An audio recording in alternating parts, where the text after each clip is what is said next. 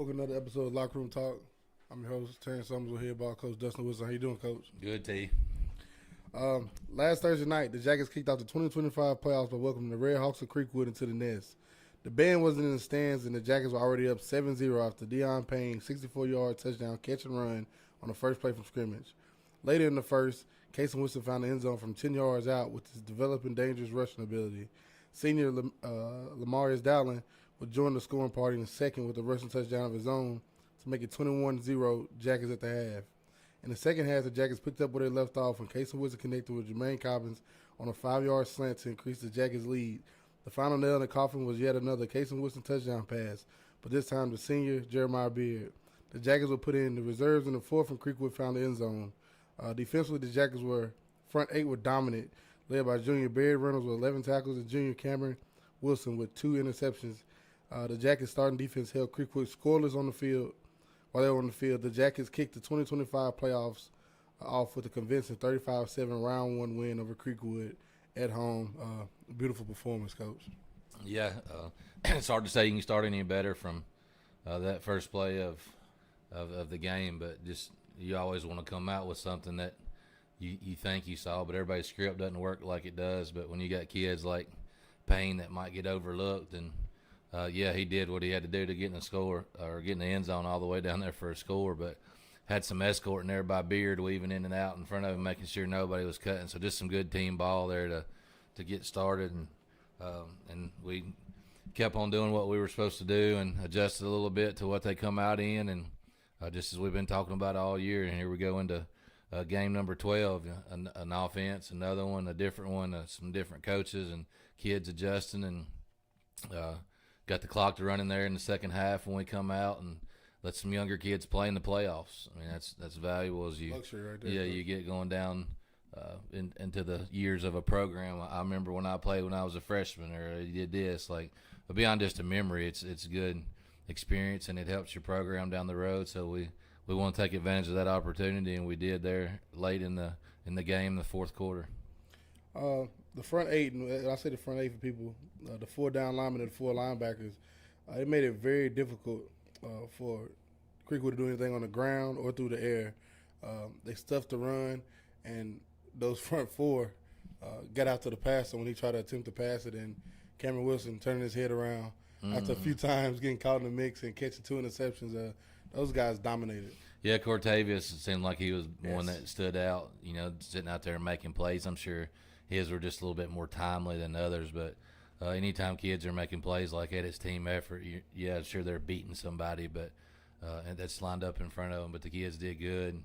I think you listed one of the linebackers there with Barrett. 11 tackles for Barrett, so that means 4 defensive linemen did their job. Those stats almost ought to be shared, but that's just the way of the world. Ain't no different. I believe in that, Coach. I know you do, yeah.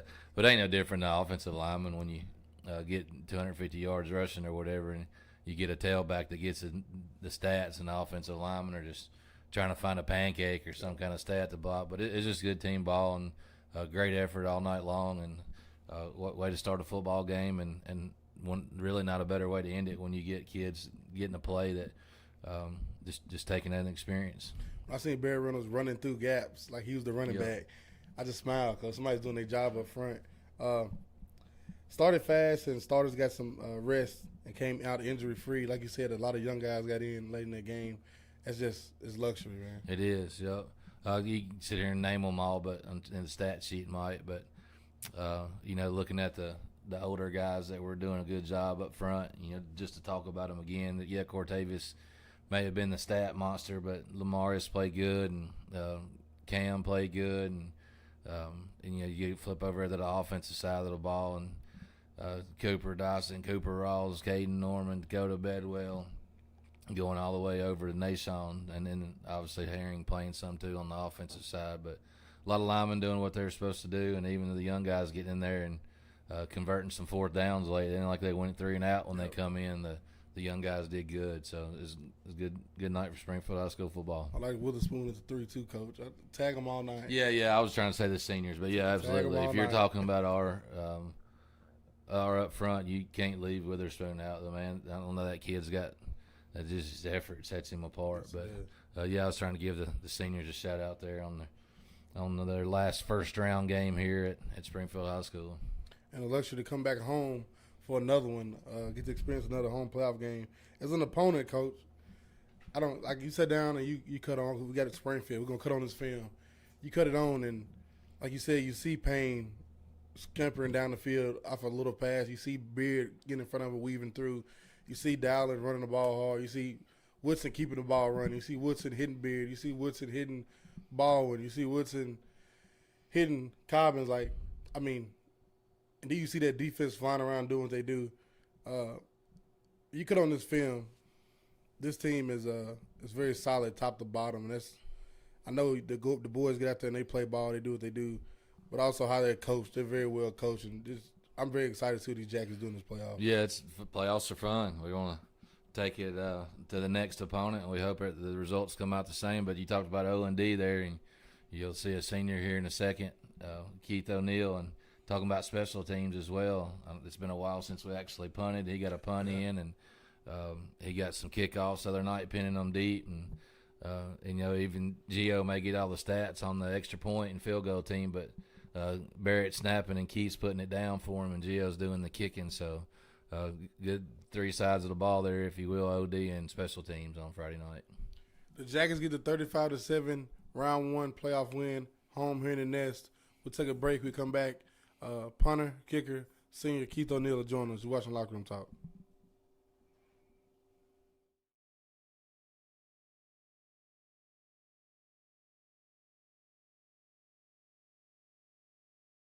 Beer is community. The brewing of it, to brew this liquid, we just fell in love with the craft. The unlimited numbers of flavors that can be coaxed out of these simple agricultural products is endless.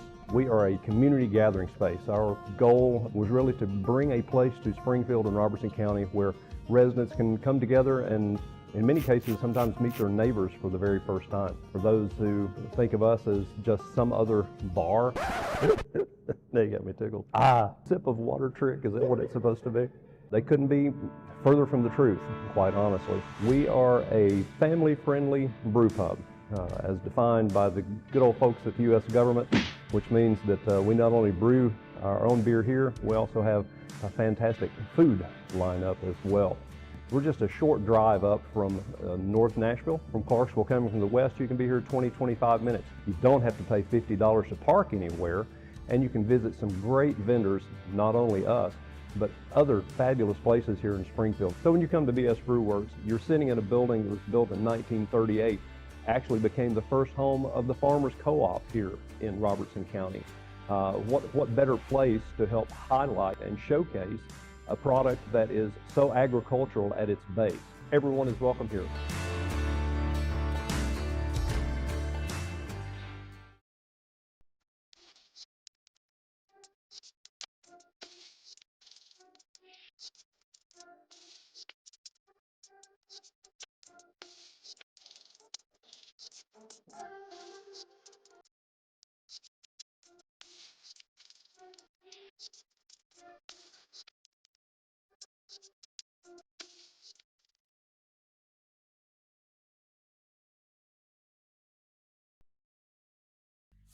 Free Bird Bail Bonds, your local bail bonds company. Call Josh England today.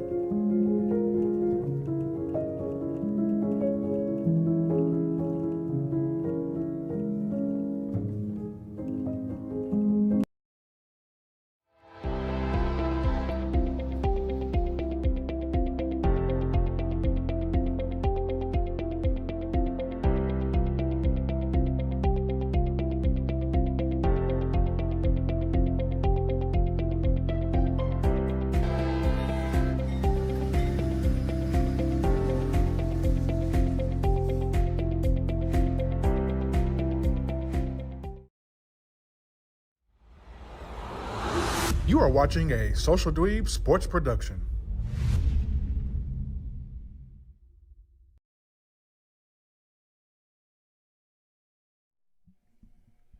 Welcome back to Lockeroom Talk. I'm now joined by senior punter Keith O'Neal. How you doing, man? I'm doing good.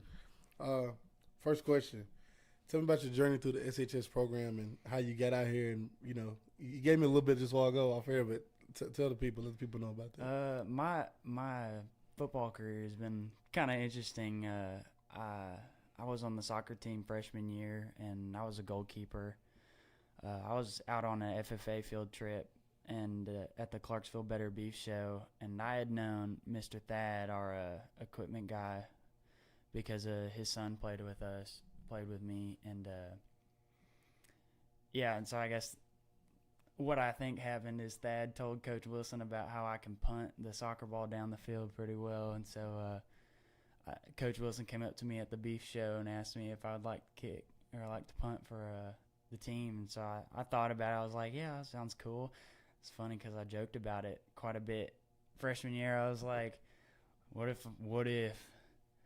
And, but yeah, I mean, I played sophomore year and I played pretty much all the way through, and it's been fun. Yeah. And I know you transitioned from really a lot of place kicking to now punting a lot, the primary punter. You know, like Coach said earlier, you haven't got a lot of action here the latter part of the season, but when you have throughout this entire season, you've done a good job of pinning people down and helping that defense, because you're a defensive player, believe it or not, as a punter. You're doing a good job of pinning people down and touchbacks and just, just what goes into that for you?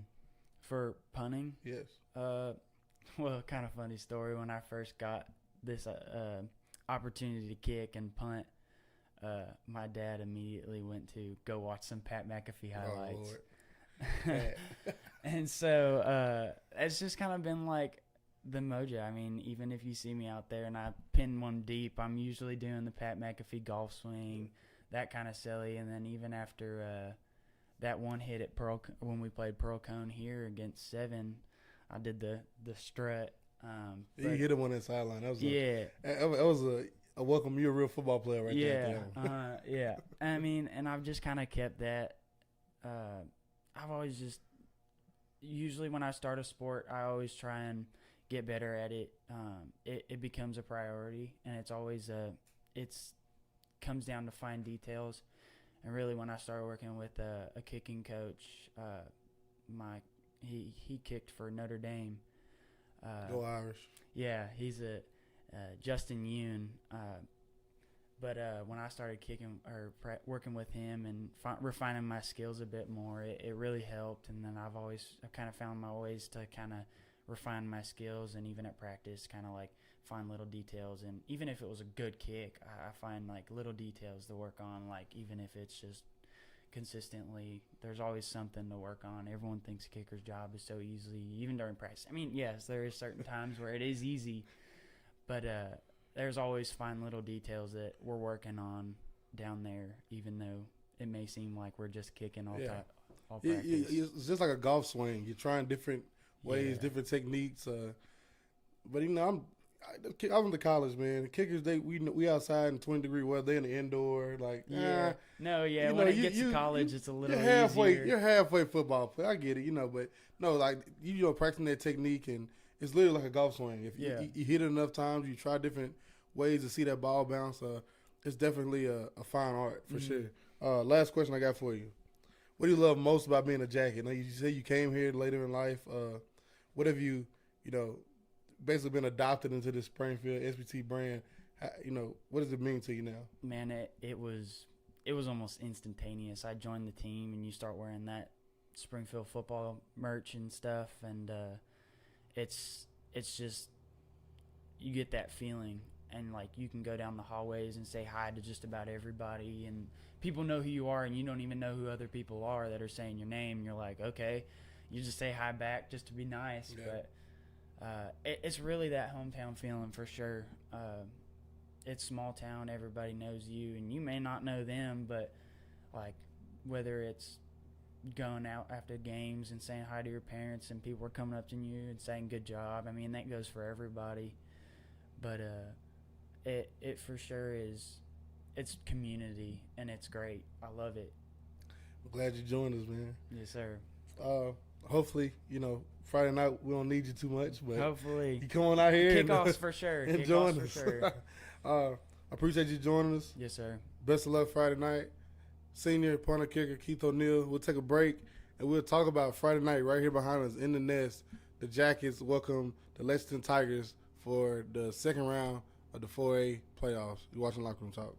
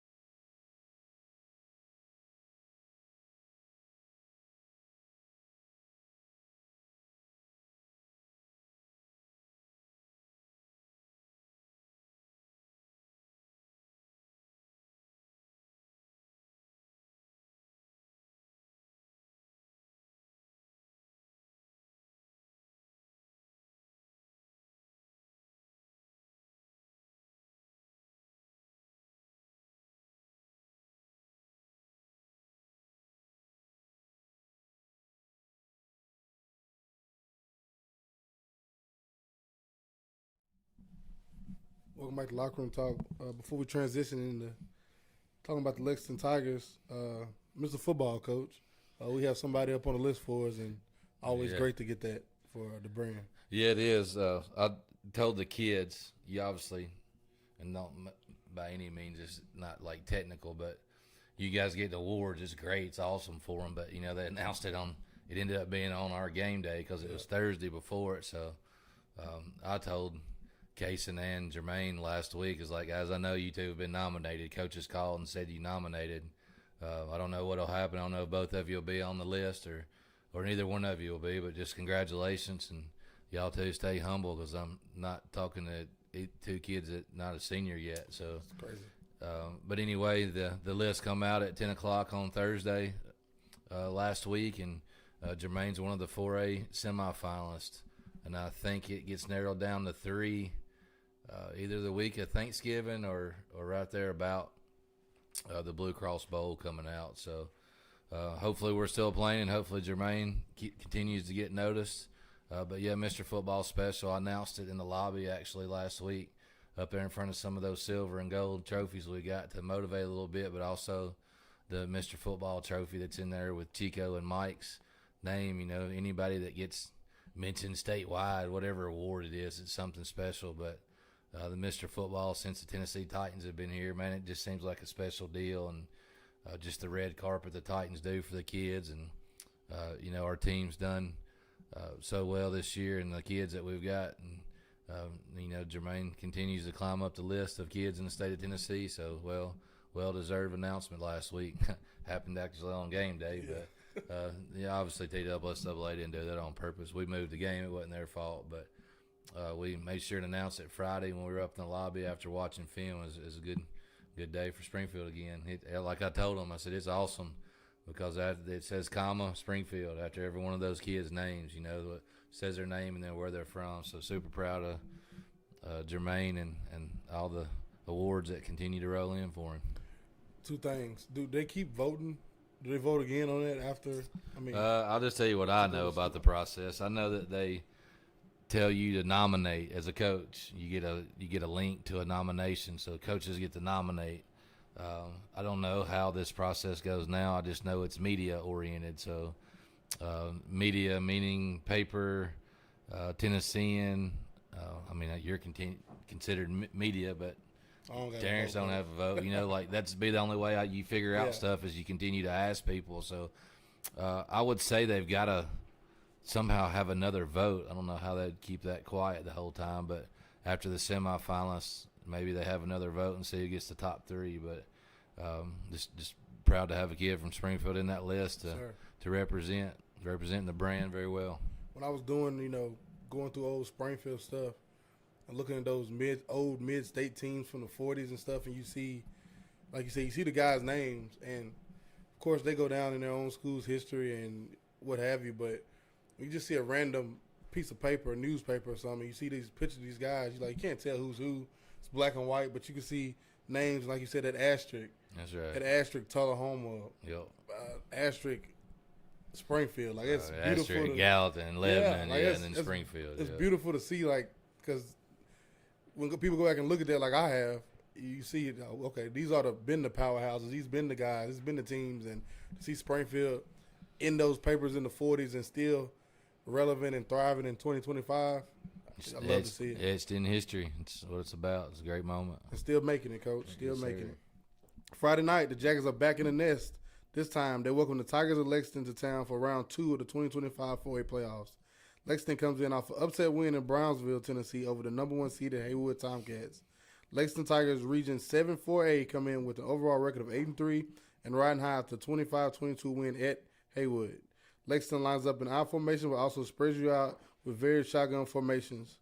Defensively, they fly around and play with 2 high safeties. 4th seeded Lexington is looking to play spoiler again Friday night right here in the nest, Coach. Yeah, fourth seed really don't mean anything now. They're on the other side of that one game that we're playing Friday night. So one of us has got to make it out of there. As you can ask or tell from our recent playoff history, that 4 didn't mean a thing once you had a chance. So I told the boys that first thing. It reminds me a lot of us doing what we did last year, and let's make sure it don't continue to happen. And that's the goal in front of us is one team, and Lexington's them. But it's one of those things where it's so far away, you don't know anything about them. You don't know matchups. You don't know how physical. You don't know how big. You can look at numbers all night long, but what do they mean?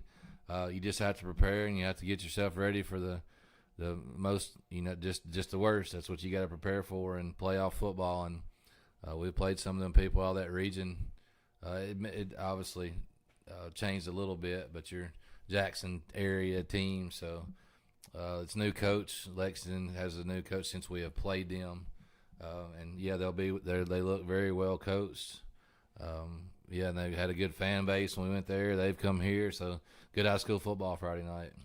The coach, new staff and stuff, they'll be able to come in for the first time and experience stuff. Let me knock on wood if I say this next one, but I listened to that game Friday night between Haywood and Lexington, and turnovers. Like, the Jackets have been a luxury, not been, doing that. I'm not even going to say the word when I say Jackets with it, but seeing a team do that, coming in here defensively, the Jackets have completely dominated the latter part of the season.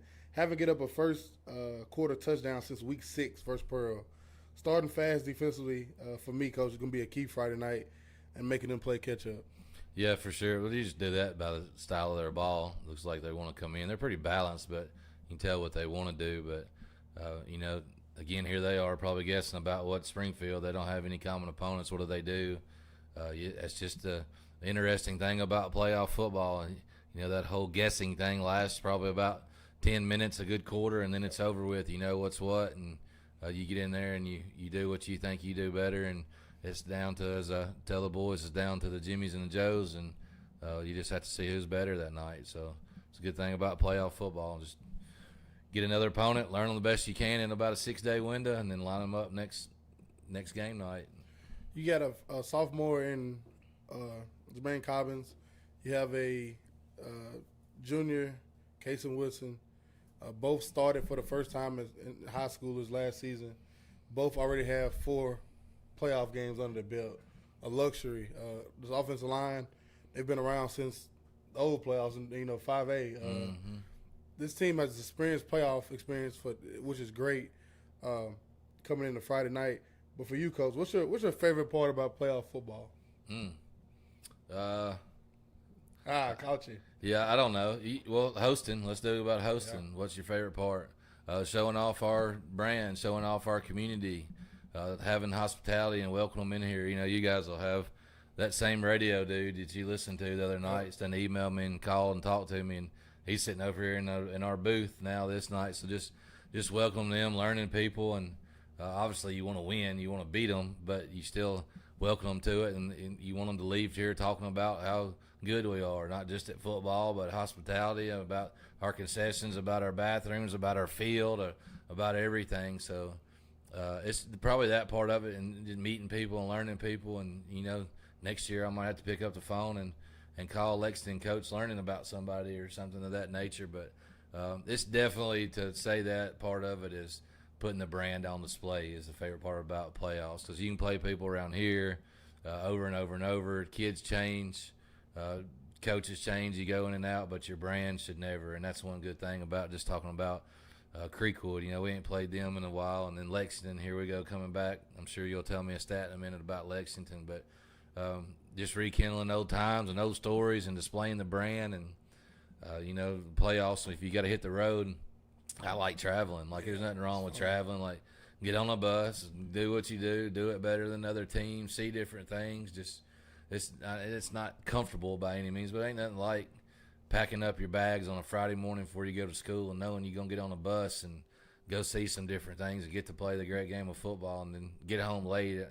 And none of that really sounds good, and just one of those things, and kind of if you know, like if you've been through it, you're ready for it. But traveling's fun too when you get in the playoffs, instead of getting on a school bus and get caught in traffic because you planned to get there in 20 minutes and it took you 35. But maybe getting to miss a little block of school, as a kid, eating lunch different, but all of it's fun. But yeah, playoff football, displaying the brand to people that don't know nothing about it or need a reminder, that's definitely the best thing about it. It got to be the best, Coach. I agree with you on that one. That's 100% the best. Like, being able to show off what this is, what this Springfield brand is. I'll step out on the ledge and say this way we travel is probably one of the best around here. Like, we come full-fledged. Everybody and their mama's coming. Everybody is excited to come. When it's home, Friday night right here is going to be a party Friday night. Everybody be here. And then if we get this done, we had to hit the road. And like you said, get to, try different restaurants and see different people. And it's just I learn new things. Yeah, you can't beat it. Anything for you coach announcement coming in Friday night? No, you guys just went through it. All of you, it's listening, the faithful listeners and fans. It's no different. The passes don't work. Season passes don't work anymore. TSSAA playoffs have their expectations, so we'll run those expectations. The parking, obviously, they don't control, so preferred parking is still working. Tamisha will still be up front allowing you guys, and then the baseball team will help you get into the right spot or make sure you got your spot. But, beyond that, it's 7 o'clock kickoff now. The weather looks like it's going to be good. Concession stand is up and running. It'll be the last time for the field this year, and that's not saying we're going to lose. That's just saying the bracket's laid out. We can't come back. So I'll love your last chance for the 2025 home stand of the Yellow Jackets, and supposed to be some of the SPT hats. Some of you guys have out there have asked about those SPT hats that Coach has been wearing. The Social Dweebs hat and the SPT hats are over in the apparel stand. If you've never been there, go check it out. It's our football. It's our night of football. No different than us talking about our brand. You guys know what to do around here. Welcome somebody from Lexington and be nice to them till the whistle blows, and then hopefully after that fourth quarter horn goes off, be nice to them again, and we'll worry about the next week. But that's just kind of what playoff football brings you. You want another week to spend with the kids. That's a goal. Nobody's in here giving Lexington any bulletin board material. You tell what your kids all week. You want to spend another week with them. So does Lexington coaches, and that's just what we're out here working for. So fans, do your part. Let's make sure that we get another week with these boys and come out of here and make it feel like home. Be loud, be proud. Let's go, baby.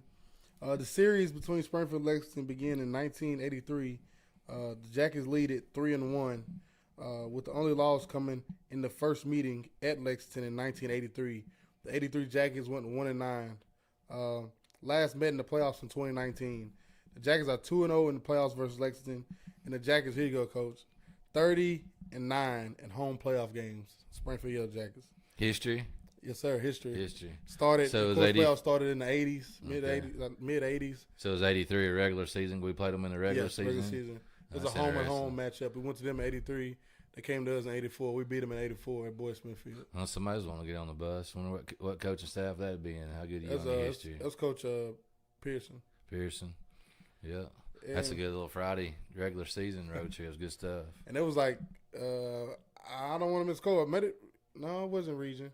But it was like right in the meat of the season, maybe like week 4, and that's back when Springfield's been in that 9 AAA at tough region with Gallatin and Lebanon and all those, Mount Juliet, and Coach Pearson never ducked no smoke. Coach, that schedule was packed. I'm sure he learned something the year before about how to stop one of the opponents in the region, and Lexington did it good. Yeah. There's a reason. It wasn't just he didn't throw something at a board and pick going to Henderson County. I think it's right.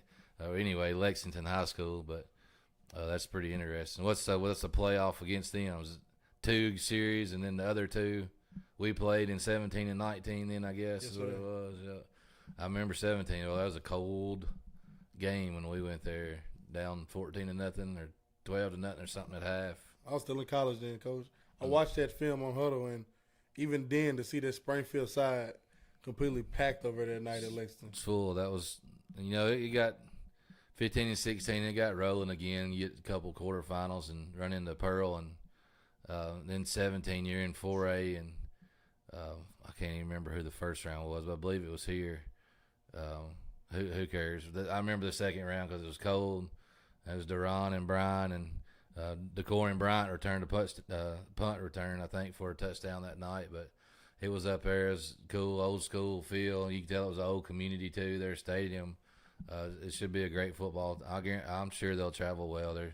They're old community, kind of like us, so that's good stuff. Excited for it. For the Jackets, the Hayes in the Barn. Only a walkthrough in this game time. In the Nest, Friday night, 7 p.m. Be here, be loud, be proud. It's playoff football in Springfield. I'm head ball coach Dustin Wilson, Terrence Summers. Been Lockeroom Talk. See you Friday night. Go Jackets. You are watching a Social Dweeb sports production.